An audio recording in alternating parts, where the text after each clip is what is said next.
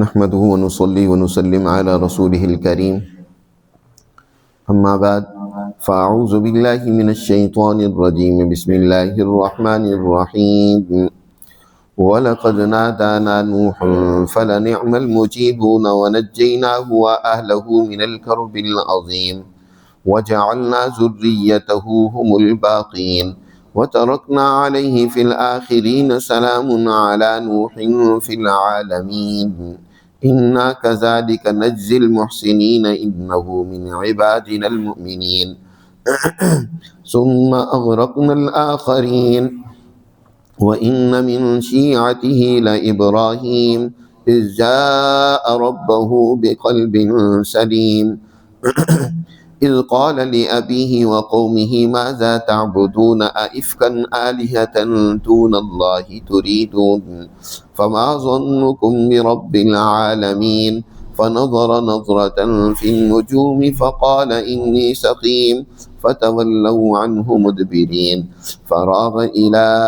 آلِهَتِهِمْ فَقَالَ أَلَا تَأْكُلُونَ مَا لَكُمْ لَا تَنطِقُونَ فراغ عليهم ضربا باليمين فأقبلوا إليه يزفون قال أتعبدون ما تنحتون والله خلقكم وما تعملون قالوا ابنوا له بنيانا فألقوه في الجحيم فأرادوا به كيدا فجعلناهم الأسفلين صدق اللہ العظیم۔ یہ سورہ صافات کا تیسرا رکوع ہے۔ گزشتہ رکوع میں اللہ سبحانہ و تعالی نے اس حقیقت کو واضح کی ہے کہ دنیا میں اللہ نے ہمیشہ منذرین کو بھیجا ہے، یعنی ہر قوم میں ان کو سمجھانے والے انبیاء و رسل اور ہادی، نذیر اور رہنما آئے ہیں، اور انہوں نے آ کر قوموں کو ہر ممکنہ طریقے سے سمجھایا، لیکن اکثر لوگوں کا حال یہ ہوا کہ انہوں نے انبیاء علیہ السلام کی تعلیمات سے پہلو تہی کی، ان کو نظر انداز کیا،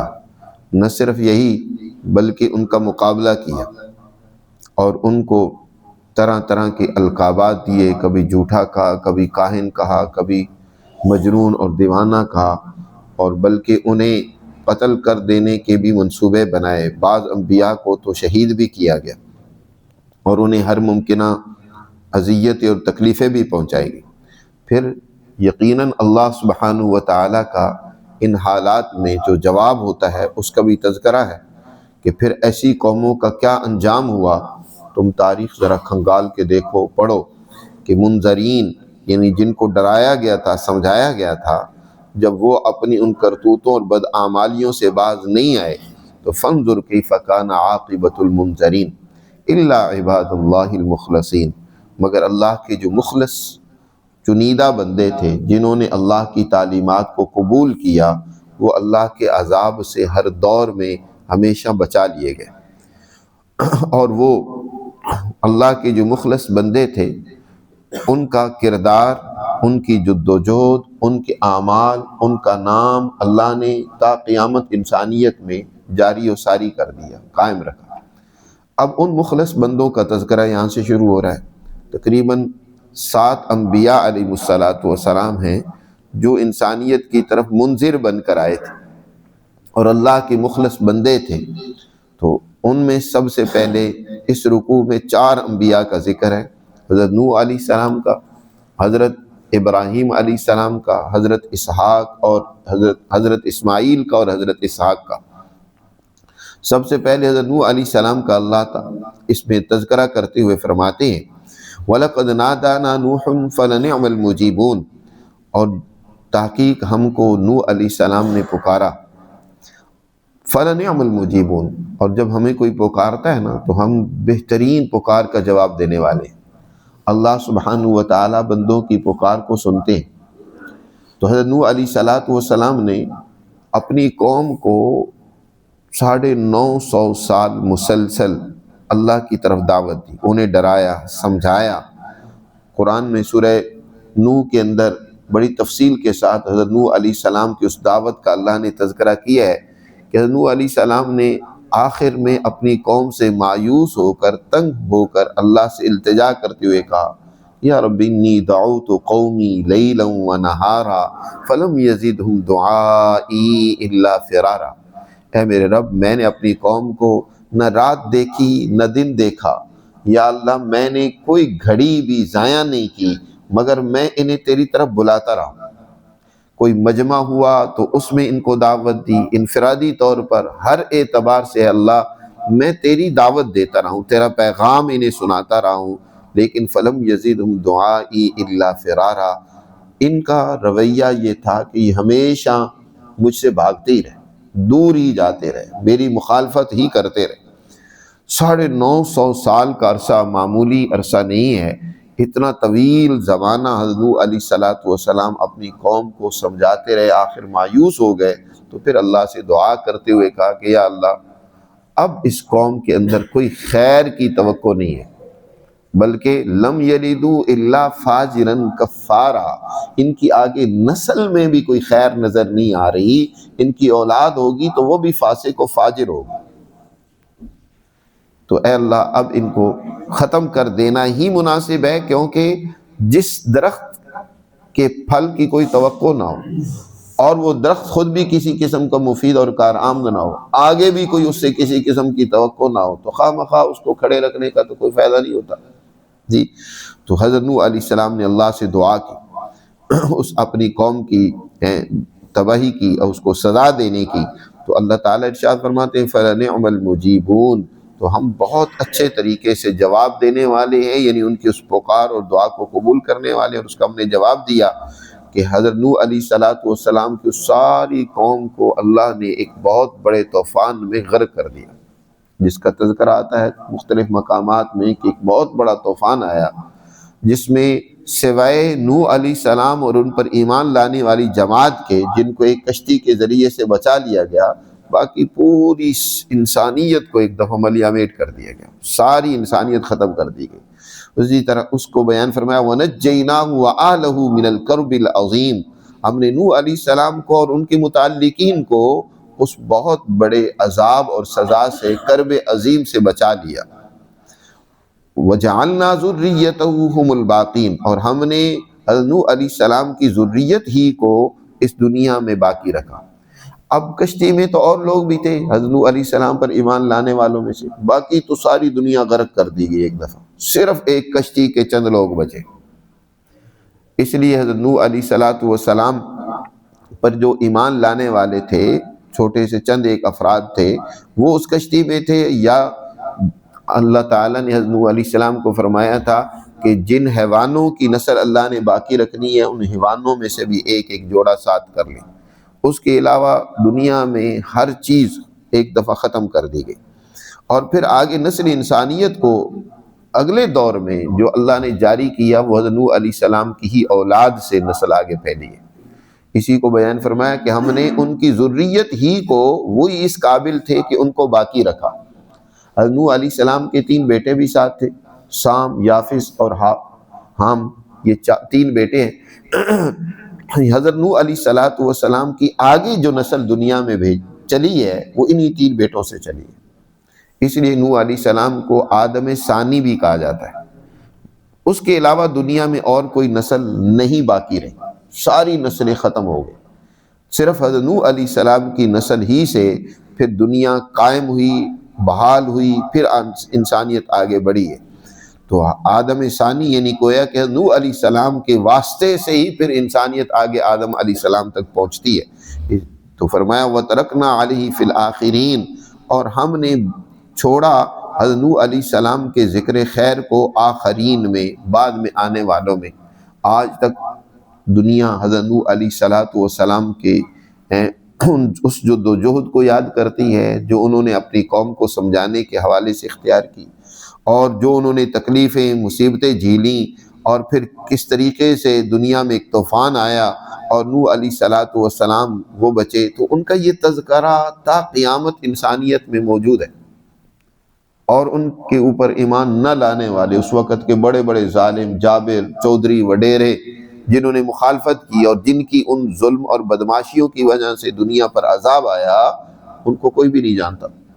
صرف اتنا تذکرہ ہے کہ نوح علیہ السلام کے مخالفین جو تھے ان کو اللہ نے سزا میں پکڑا اور ان کو بدترین سزا دی، لیکن کون تھے کوئی ذکر نہیں ہے۔ نوح علیہ السلام کا آج بھی ذکر ہے، ان کو دنیا جانتی ہے۔ تو دنیا میں جو اچھا کردار ادا کرنے والے ہیں ان کا کردار اللہ باقی رکھتا ہے، ان کا تعارف باقی رکھتا ہے۔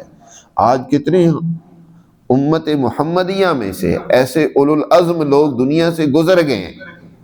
جی، انہوں نے اپنے دور میں کردار ادا کیا، لیکن آج تک دنیا ان کی عزت کرتی ہے۔ امام اعظم ابو حنیفہ کو دیکھیں، اسی طرح اولیاء اللہ میں سے بڑے بڑے اونچے درجے کے پیران پیر شیخ عبد القادر جیلانی کو دیکھیں، جنید بغدادی کو دیکھیں، آج بھی دنیا ان کو یاد کرتی ہے جی۔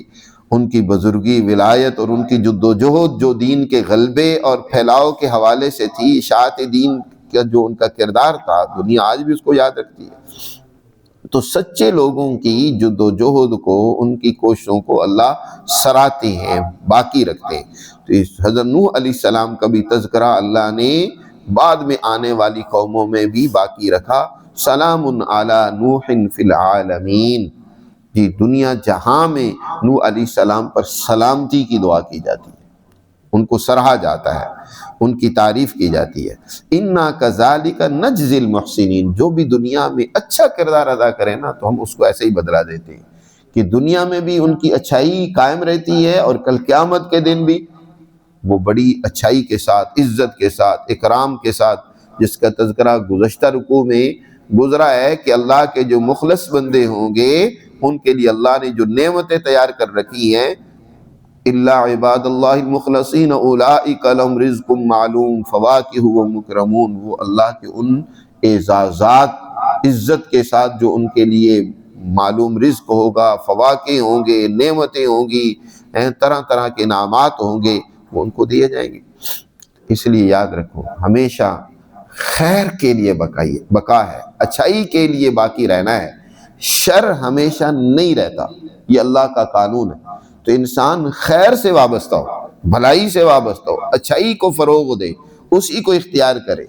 یہ جو مفاد پرستی ہے، لالچ ہے، خود غرضی ہے، بد اخلاقی ہے، یہ چیزیں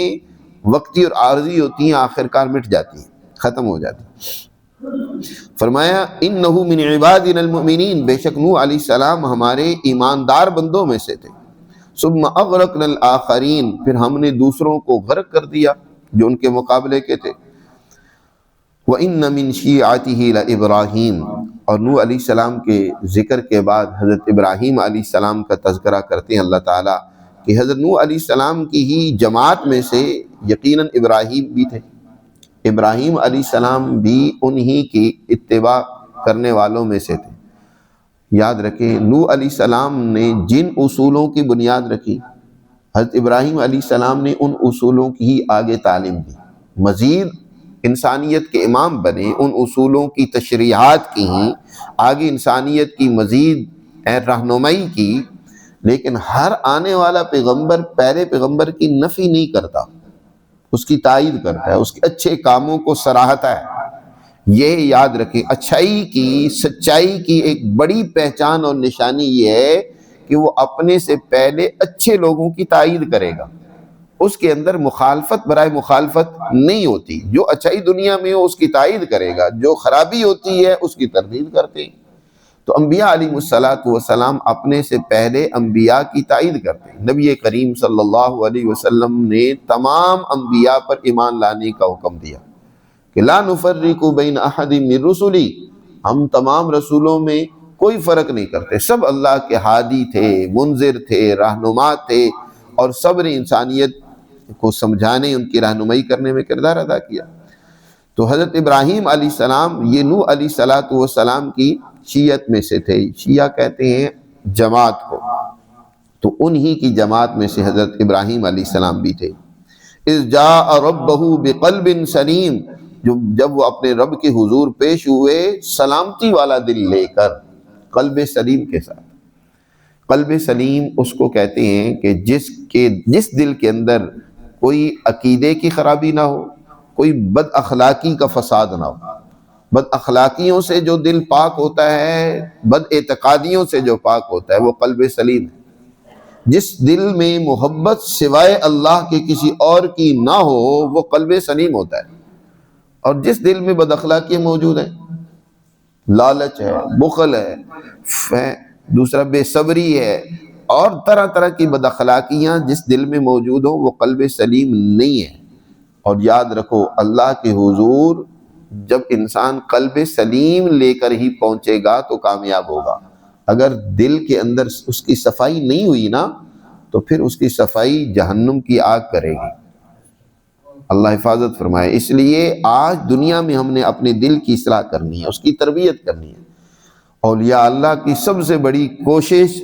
اور توجہ اور دھیان دل کی اصلاح پر ہوتا ہے، اس لیے ذکر کرواتے ہیں تاکہ دل میں اللہ کی محبت اور عظمت بیٹھ جائے اور باقی تمام بد اخلاقیوں کی محبت و عظمت نکل جائے۔ جی اس دل کے اندر دنیا ہے، دنیا کی ضروریات ہیں، وہ ہاتھ میں ہونی چاہیے، دل میں نہیں ہونی چاہیے۔ دست بکار دل بیار، ہاتھ کام کی طرف ہو، دل اللہ سبحانہ و تعالیٰ کی طرف ہو۔ دل تو اللہ کے لیے ہونا چاہیے، قلب سلیم اس کو کہتے ہیں کہ انسان کا دل اللہ سے جڑا ہوا ہو۔ حضرت ابراہیم علیہ السلام کا یہ دل تھا جس کا اللہ نے یہاں ذکر کیا ہے کہ ان کا قلب بڑا سلامتی والا تھا، اس میں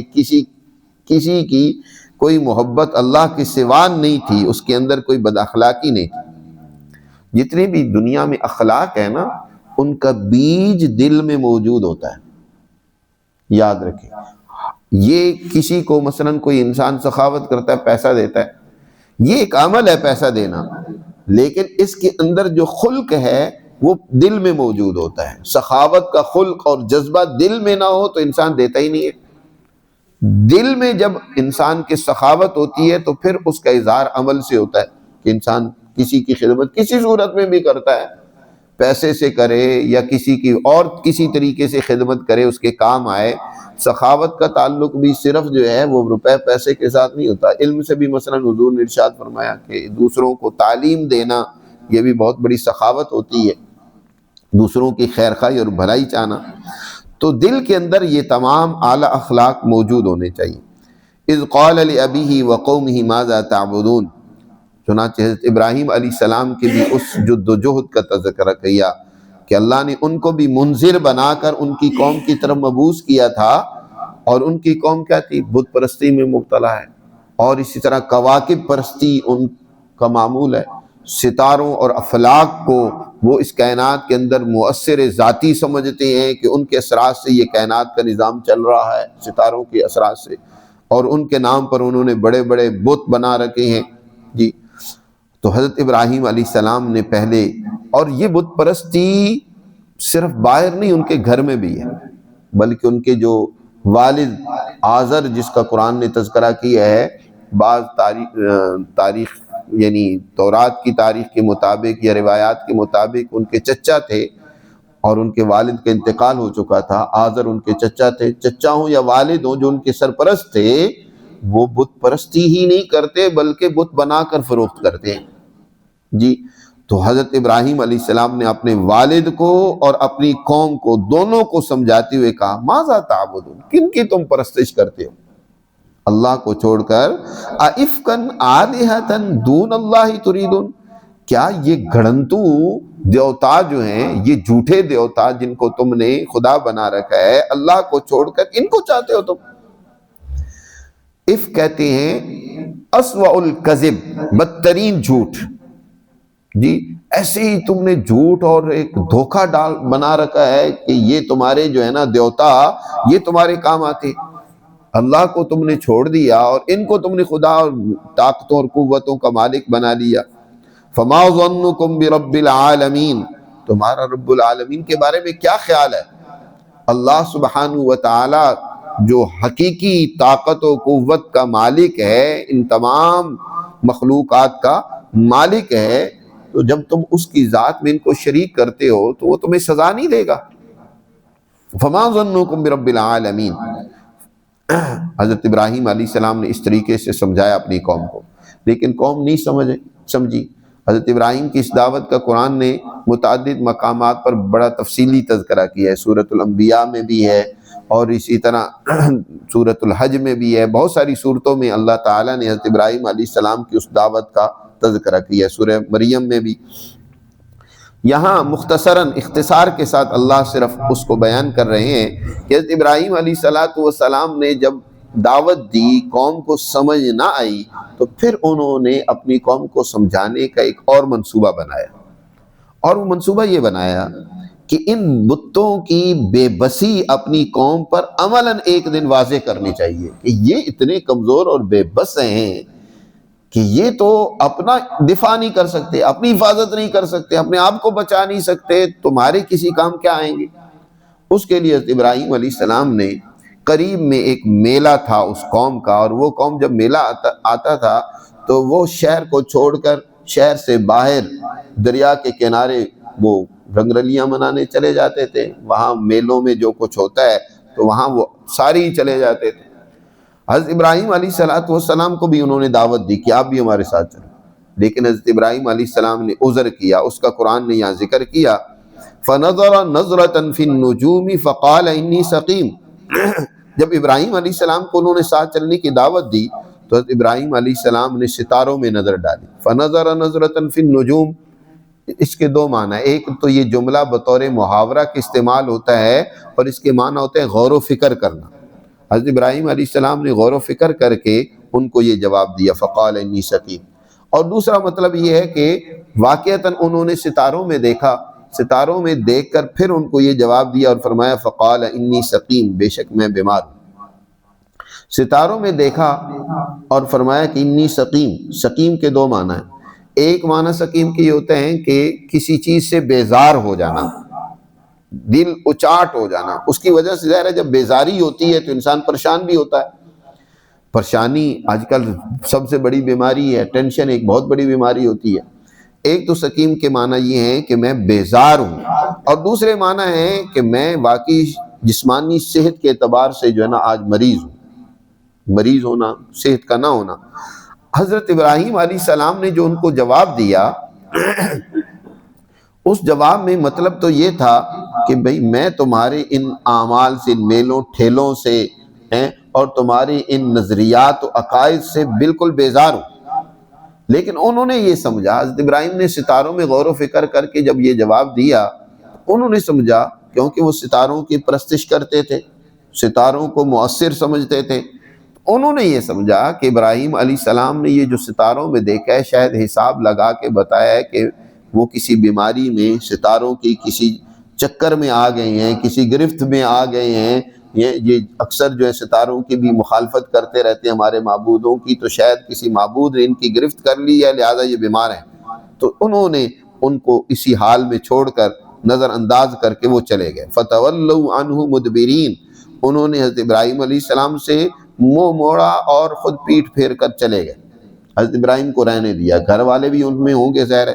تو باقی قوم بھی تھی، انہوں نے حضرت ابراہیم علیہ السلام کو وہیں شہر میں رہنے دیا۔ ابراہیم علیہ السلام کے مقاصد دوسرے تھے، وہ تھے کہ بھئی یہ جب جائیں گے تو میں تسلی سے ان بتوں کی حقیقت جو ہے نا ان کا حشر نشر کروں گا اور ان کی حقیقت اپنی قوم پر واضح کروں گا۔ چنانچہ ان کے جانے کے بعد ابراہیم علیہ السلام فراغ الی آلہتہم، چپکے سے ان کے دیوتاؤں کی طرف، ان کے ٹھاکر خانہ جو تھا جہاں ان کے وہ بت رکھے ہوئے تھے وہاں تشریف لے گئے، اور دیکھا تو ان کے سامنے طرح طرح کے کھانے پڑے ہیں، مٹھائیاں ہیں اور نامعلوم کیا کچھ وہاں سامنے رکھا ہوا ہے۔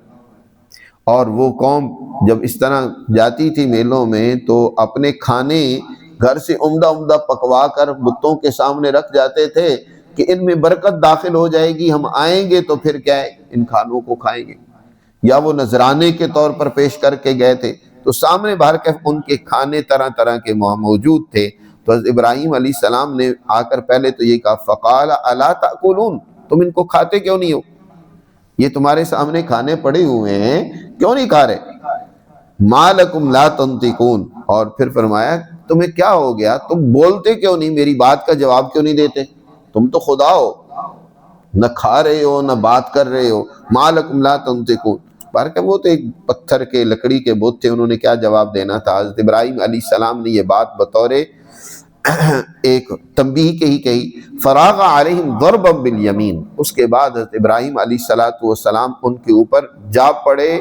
پوری طاقت و قوت کے ساتھ اور ضرب لگانے لگے. کلاڑا لے گئے تھے ساتھ ہی، یمین بطور یہاں القوت، طاقت و قوت کے ساتھ ضرب، انہوں نے پوری طاقت اور قوت کے ساتھ ان کو مارنا شروع کر دیا. کسی کا کندھا اتار دیا، کسی کی گردن اتار دی، کسی کی ناک پھوڑ دی، کسی کے کان کاٹ دیے، اعضاء بہر کے ان کے. حضرت ابراہیم علیہ السلام نے پوری طاقت و قوت کے ساتھ کولہاڑا چلایا اور ان کے اعضاء کاٹ دی. اور پھر بعد میں کولہاڑا ان بڑے جو بت تھا نا اس کے کندھے پہ لٹکا دیا. اس کو کچھ نہیں کہا، اس کے کندھے پہ لٹکا دیا. قرآن میں دوسری جگہ اس کا تذکرہ آتا ہے. اب جب وہ قوم واپس آئی اور انہوں نے سب سے پہلے اپنے بتوں کو سلام کرنا تھا اور اپنے کھانے شانے بھی اٹھانے ہوں گے، تو وہاں جب وہ پہنچے اور بتوں کا حشر نشر دیکھا، بڑے پریشان ہو گئے کہ یہ کیا ہو گیا ہمارے خداؤں کے ساتھ. تو آپس میں چھ مگوئیاں کرنے لگے، ایک دوسرے سے پوچھنے لگے. تو وہیں کچھ لوگوں نے کہا کہ ایک فتح یذکرہم یقال لہ ابراہیم، ہم ایک نوجوان سے اکثر ان کا برائی کے ساتھ تذکرہ کرتے ہوئے ان سے سنتے تھے. ایک جوان ہے جس کو ابراہیم کہا جاتا ہے، یہ اگر کیا ہے تو ضرور اسی نے کیا ہوگا، کیونکہ وہ اکثر ان خداؤں کی، ہمارے خداؤں کی مخالفت کرتا رہتا تھا. اب جناب وہ جو خاص طور پر مجاور تھے جی، وہ مذہبی پرہوت جنہوں نے قوم کو گمراہ کر رکھا تھا، ان کی تو دال روٹیاں خراب ہو رہی تھی. تو انہوں نے جناب کہا کہ لو پکڑو اس کو. فَأَقْبَلُوا إِلَيْهِ يَزِفُونَ، اپنے خداؤں کا حساب و کتاب لو، تمہارے خدا تم سے ناراض ہو چکے ہیں، جاؤ اس کو پکڑ کے لے آؤ. چنانچہ وہ اس کی طرف، حضرت ابراہیم علیہ السلام کی طرف متوجہ ہوئے، دوڑتے ہوئے، یعنی دوڑ کر ان کی طرف گئے اور حضرت ابراہیم علیہ السلام کے پاس پہنچ کر بڑے شرمندگی کے ساتھ پوچھنے لگے، کیا ابراہیم تو نے یہ کیا ہمارے خداؤں کے ساتھ؟ یہ ہمارے خداؤں کا حشر نشر تم نے کی ہے؟ حضرت ابراہیم علیہ السلام نے یہ جو سارا کام کیا تھا، جس مقصد کے لیے کیا تھا، وہی تو یہی تھا موقع. حضرت ابراہیم علیہ السلام کو سب کے سامنے جب لایا گیا تو انہوں نے حضرت ابراہیم علیہ السلام سے یہ سوال کیا کہ کیا تو نے ہی ہمارے خداؤں کا یہ حال کیا ہے؟ دوسری جگہ پر اللہ نے بڑی تفصیل کے ساتھ اس پر گفتگو کی ہے کہ وہ کہتے ہیں کہ اے ابراہیم، تو ہمارے بتوں اور خداؤں کے ساتھ یہ حشر کرتا رہا ہے اور ان کو جو ہے تو نے ان کے ساتھ یہ معاملہ کیا ہے. اللہ تعالیٰ نے ارشاد فرمایا کہ قالوا سمعنا فتى يذكرهم يقال لابراہیم قالوا فأتوا به على اعین الناس، وہ کہنے لگے کہ اس کو سب کے سامنے لے کر آؤ، اس شخص کو یعنی ابراہیم کو، تاکہ سب لوگ دیکھیں کہ یہ ہے وہ مجرم. تو وہ جب حضرت ابراہیم علیہ السلام کو لایا گیا تو وہ سوال کرنے لگے، انت فعلت هذا بآلهتنا یا ابراہیم، کیا اے ابراہیم تو نے ہمارے خداؤں کے ساتھ یہ کام کیا؟ حضرت ابراہیم نے ان کو ذرا ان کی عقل کو جھنجھوڑتے ہوئے کہا، قال بل فعلہ کبیرہم ھذا فاسألوہم ان کانوا ینطقون، اگر یہ بول سکتے ہیں تو یہ کلاڑا تو بڑے بت کے کندھے پر ہے، اسی سے پوچھ لو کس نے یہ کیا ہے، شاید اسی نے نہ کیا ہو. قال بل فعلہ کبیرہم ھذا، یہ ان کے بڑے نہیں کیا ہوگا، اس سے پوچھ لو. فرجعوا الی انفسہم، وہ کیا بت بیچارے لکڑی کے پتھر کے بت ہیں، وہ کیا جواب دیں گے؟ اب وہ سر جھکائے کہنے لگے انکم انتم الظالمون، ایک دوسرے کو کہ یار ہم ہی غلط ہیں، ظالم تو ہم ہی ہیں، ہم ان کو خدا بنائے بیٹھے ہیں جو نہ اپنی حفاظت کر سکتے ہیں نہ بول سکتے ہیں. ثم نکسوا علی رؤوسہم، پھر گردن جھکائے ہوئے کہنے لگے لقد علمت ما ہؤلاء ینطقون، اے ابراہیم تو جانتا ہی ہے کہ یہ تو بولنے کی بھی طاقت و قوت نہیں رکھتے. تو حضرت ابراہیم علیہ السلام نے یہ سارا کام تو کیا ہی اسی لیے تھا کہ ان کو یہ بات سمجھائی جائے. چنانچہ یہ موقع آ گیا اور فرمایا اتعبدون ما تنحتون، کیا تم پرستش اور غلامی کرتے ہو ان کی جن کو خود بناتے ہو، خود تراش کر تم نے تیار کیا، ان کی ناک کان، ان کے تمام جو ہے اعضاء خود تیار کیے. واللہ خلقکم وما تعملون، اللہ تمہارا بھی خالق ہے اور جو تم نے یہ بت بنائے ہیں ان کا بھی خالق وہی ہے، یعنی مادہ اور میٹر تو اسی اللہ نے پیدا کیا ہے اور اسی سے تم نے خدا بنا لیے. یا جو تم بناتے وقت جو اضلاع بناتے ہو، یعنی جو ان کے اعضاء تیار کرتے ہو، یہ جو تم کام کرتے ہو، ان کاموں کی طاقت بھی تو اللہ ہی نے تمہیں دی ہے۔ تو ہاتھوں میں جو قوت طاقت رکھی ہے یہ اللہ نے رکھی ہے۔ تو اللہ جو تمہارا خالق، تمہارے کاموں کا خالق ہے، اس کو تم نے چھوڑ کر ان کو خدا بنا رکھا ہے۔ اب اور تو کچھ بن نہ پایا ہے۔ اب وہ جو ان کے تھے پادری اور وہ بڑے جو ان کے تھے سرکردہ، جن کا تو سارا کچھ معاشی سسٹم انہی کے ساتھ وابستہ تھا، انہوں نے جب دیکھا کہ یار یہ تو لوگ جو ان کی بات سن رہے ہیں تو یہ تو اس سے بیزار ہو جائیں گے، تو وہ فوراً کہنے لگے قالوا حرقوه وانصروا آلہتکم ان کنتم فاعلین، ابراہیم کو جلا دو، اپنے خدا کی مدد کرو، اپنے خداؤں کی،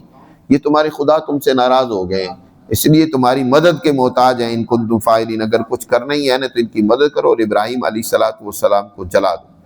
چنانچہ قرآن کہتا ہے فَأَلْقُوهُ فِي الْجَحِيمِ، کہ انہوں نے ابراہیم علیہ السلام کو ایک دہتی ہوئی آگ میں ڈال دیا، بہت بڑی آگ انہوں نے اس کے لیے قَالُوا ابْنُوا لَهُ بُنْيَانًا، ایک بہت بڑی عمارت بنائی، 120 گز مربع تقریباً ایک بہت بڑا ہال بنایا، اور اس کی دیواریں 30 گز اونچی تھی، اور اس کو لکڑیوں سے بھر دیا، خشک لکڑیوں سے، اور پھر اس میں تیل مٹی کا یا پٹرول ڈال کر اس کو جلایا، اور حضرت ابراہیم علیہ السلام کو اس کے اندر پھینک دیا۔ قرآن نے اس کا تذکرہ کیا یہاں قَالُوا ابْنُوا لَهُ بُنْيَانًا، حضرت ابراہیم علیہ السلام کے لیے انہوں نے بنیاد اور ایک عمارت بنائی، اور فَأَلْقُوهُ فِي الْجَحِيمِ، اور حضرت ابراہیم علیہ السلام کو اس دہتی ہوئی آگ کے اندر انہوں نے ڈال دیا۔ فَأَرَادُوا بِهِ كَيْدًا، انہوں نے ابراہیم علیہ السلام کے بارے میں ایک تدبیر چلی کہ اس طریقے سے ابراہیم علیہ السلام خاکستر ہو جائیں گے، ختم ہو جائیں گے، اور ہمارے خداؤں کے خلاف جو یہ لوگوں کا کچھ ذہن بدلا ہے تو یہ اپنی جگہ پہ پھر ٹھیک ہو جائیں گے، لیکن فَجَعَلْنَاهُمُ الْأَسْفَلِينَ، ان کے اس مکر و فریب کو ہم نے ناکام کر دیا۔ حضرت ابراہیم علیہ السلام کا اس آگ نے ایک بال تک نہیں جلایا، اور یہی ذلیل و رسوا ہوئے، اور وہ پوری سلامتی کے ساتھ، سورہ انبیاء میں ذکر کیا نا، اللہ نے فرمایا قُلْنَا يَا نَارُ كُونِي بَرْدًا وَسَلَامًا عَلَىٰ إِبْرَاهِيمَ، اے آگ ابراہیم پر برد و سلام بن جا، ٹھنڈی ہو جا، معتدل ہو جا، اور ان کو کسی قسم کا نقصان نہیں پہنچنا چاہیے۔ حضرت ابراہیم علیہ السلام پوری حفاظت کے ساتھ اس آگ سے نکل آئے۔ جب دیکھا کہ یہ قوم اب کسی طرح سمجھنے والی نہیں ہے، مایوس ہو گئے، ان کے دلوں پر مہریں لگ چکی ہیں سچائی کو سمجھنے کی، اتنے بڑے معجزے کو انہوں نے دیکھا، ابراہیم علیہ السلام کی سلامتی کو دیکھا، بتوں کی حقیقت کو اپنی آنکھوں سے دیکھ لیا، لیکن پھر بھی اسی پر ڈٹے ہوئے۔ تو حضرت ابراہیم علیہ السلام نے آخر کار عراق کی سرزمین کو خیر آباد کہا، اور پھر وہ یہاں سے ہجرت کر کے فلسطین کی سرزمین میں تشریف لائے۔ آگے اس کا تذکرہ ہے، اور وہاں حضرت اسماعیل اور حضرت اسحاق کی ولادت ہوتی ہے، اور پھر اس کا آگے تفصیلی تذکرہ ہے، اس پر انشاءاللہ کل بات کریں گے۔ اللہ ہمیں سمجھ نصیب فرمائے۔